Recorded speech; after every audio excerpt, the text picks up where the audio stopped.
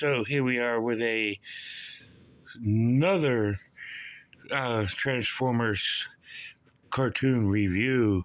This time is part 2 of the Ultimate Doom 3-part miniseries. Like I was saying last week, today we find out a little bit more on Cybertron coming to Earth and how the Autobots are dealing with it. Where they dispatched the Dinobots because they find out their volcano is active once again. It actually houses their spaceship that came in and they use as their headquarters. So they dispatched the Dinobots to try to help out with saving the Earth. And Megatron starts sending Energon cubes to Cybertron. And they send Sparkplug up there to Cybertron with them, with the essence of the Autobots are not going to do anything because they can't harm the humans. You know, nice theory, you know, which is actually more of an actual fact than it is a theory. But you know, it's really showing the dominance of the Decepticons in this episode. The Autobots are trying to mount a comeback.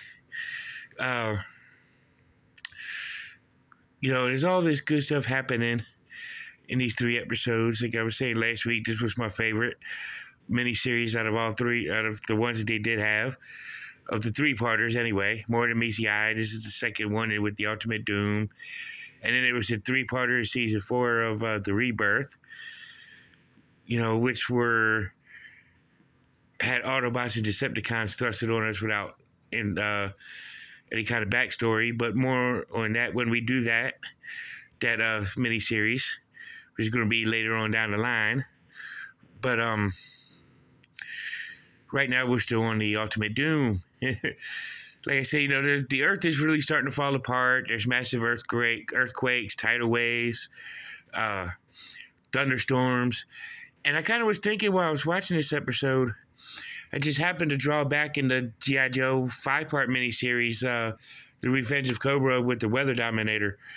You know, where the Earth had a chaotic weather, but in G.I. Joe it was through a weapon called the Destro's Weather Dominator, which actually I reviewed on this channel some time back. So go back on my archives to watch my review of the Weather Dominator.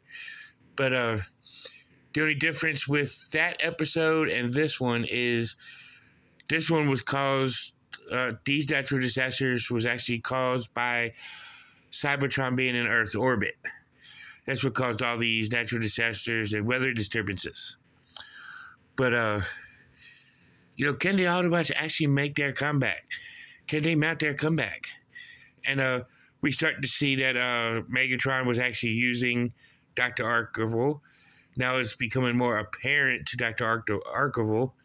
We watching this, we already know this because we know what Megatron's all about. But Dr. Archival's starting to see it. And but he's not too hip on that concept yet. You know, all he knows is after Megatron and the Decepticons take the energy back to Cybertron, he gets to rule Earth. But he's starting to realize he's going to rule dead Earth if that happens.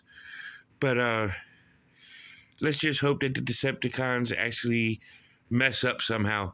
Because so far, this whole plan has gone perfectly for Megatron standards. So we'll do that when we watch part 3 of the Ultimate Doom.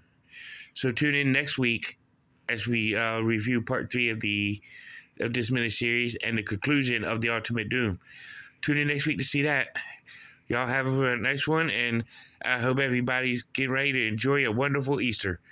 See you in the next one. Peace.